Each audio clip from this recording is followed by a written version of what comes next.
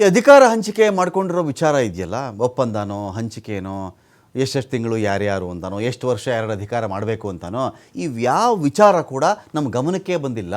ನಮ್ಮ ಗಮನಕ್ಕೂ ತಂದಿದ್ದಿದ್ರೆ ಇಷ್ಟೆಲ್ಲ ರಾದ್ಧಾಂತ ಆಗ್ತಾ ಇರಲಿಲ್ಲ ಅಂಥೇಳಿ ಮೈಸೂರಲ್ಲಿ ಗೃಹ ಸಚಿವ ಡಾಕ್ಟರ್ ಜಿ ಪರಮೇಶ್ವರ್ ಹೇಳಿಕೆ ಕೊಟ್ಟಿದ್ದಾರೆ. ಒಪ್ಪಂದ ಏನಾಗಿದೆಯೋ ಆಗಿಲ್ವೋ ನಮ್ಗೆ ಯಾರಿಗೂ ಹೇಳೂ ಇಲ್ಲ, ನಮಗದು ಗೊತ್ತೂ ಇಲ್ಲ. ಅವರವರೇ ಚರ್ಚೆಗಳು ಮಾಡಿ ನಿರ್ಧಾರ ಮಾಡ್ಕೊಂಡಿದ್ರಪ್ಪ, ನಮ್ಮನ್ನೇನು ಕರೆದಿರಲಿಲ್ಲ, ನಮಗೆ ತಿಳಿಸೂ ಇರಲಿಲ್ಲ ಅವರು. ಹೀಗಾಗಿ ಗೊಂದಲ ಆಗಿತ್ತು. ಈಗ ಸದ್ಯಕ್ಕೆ ಈ ಥರ ಸಿದ್ದರಾಮಯ್ಯನವರು ಹೇಳಿದ ಮೇಲೆ ಈ ಗೊಂದಲ ಬಗೆಹರಿದಂತೆ ಕಾಣಿಸ್ತಾ ಇದೆ ಅಂತ ಪರಮೇಶ್ವರ್ ಅವರು ಮಾತಾಡಿದ್ದಾರೆ.